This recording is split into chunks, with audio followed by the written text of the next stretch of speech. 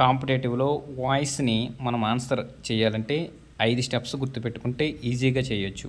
ఒకటి, ఆబ్జెక్ట్ను గుర్తించి సబ్జెక్ట్ ప్లేస్లో రాయాలి. 2, హెల్పింగ్ వెర్బ్స్ను యాడ్ కానీ చేంజ్ కానీ చేయాలి. హెల్పింగ్ వెర్బ్స్ అంటే ఈజు, యాము, ఆరు, వజ్, వర్ ఉంటాయి కదా అవి. 3వ స్టెప్ వెర్బ్ 3 రాయాలి.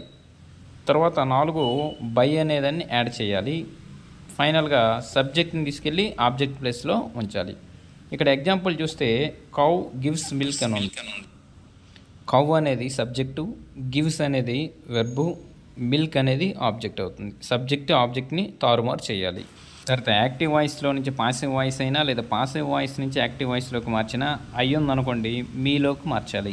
మీ ఒకవేళ ఉంటే ఐ కింద మార్చేయాలి. అలా వి ఉంటే అజ్, యూ ఉంటే యూలాగా ఉంచుతాం, హీ ఉంటే హిమ్ము, షీ ఉంటే హెర్, ఇట్ ఉంటే ఇట్ని అలాగ వదిలేస్తాం, దే ఉంటే దెమ్.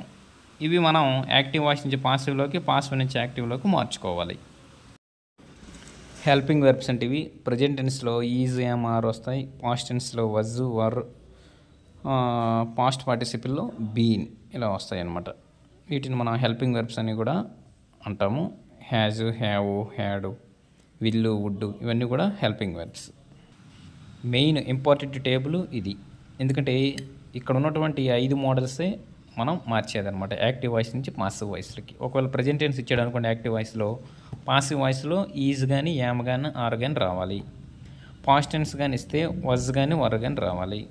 ఒకవేళ ఇచ్చిన యాక్టివ్ వాయిస్లో కంటిన్యూస్ టెన్స్ ఇచ్చాడు అనుకోండి బీయింగ్ అనేది రావాలి పాసివ్ వాయిస్లో.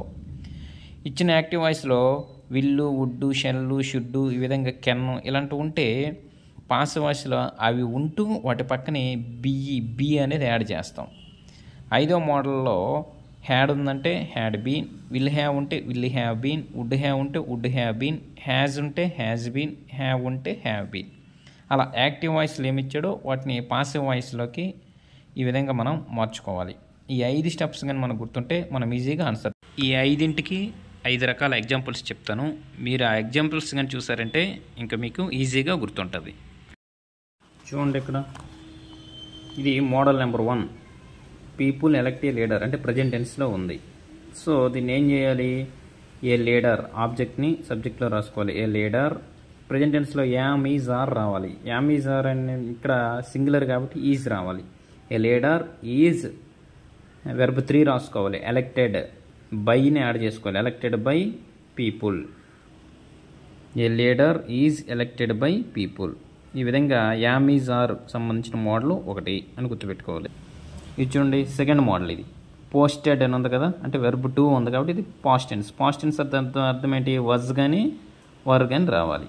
సేమ్ ఆబ్జెక్ట్ని ఫస్ట్ ద లెటర్స్ ప్లోరల్ కాబట్టి వర్ రావాలి. The letters were, verb 3 posted, BY by.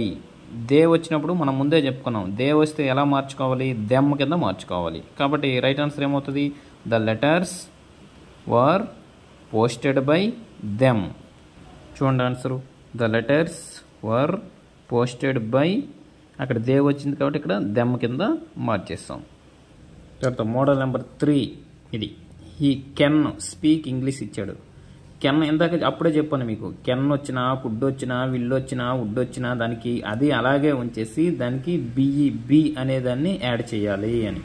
So మార్చుకుందాం. ఇంగ్లీష్ కెన్ బి, వెర్బ్ 3 రాసుకోవాలి. Spoke, speak, spoke, spoken. Spoken by he ఎలా మారుతుంది, హిమ్ కింద మారుతుంది.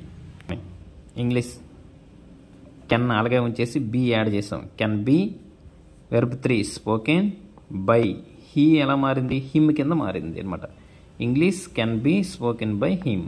ఈ విధంగా ఇది 3వ మోడల్, బి మోడల్ అనమాట. తర్వాత మోడల్ ఇంగ్ ఫామ్ మోడల్. అంటే ఇక్కడ ఇంగ్ ఫామ్ వచ్చిందంటే దాని అర్థం ఏంటి, బీయింగ్ అనేది రావాలి. బీయింగ్ అనేది వస్తుంది.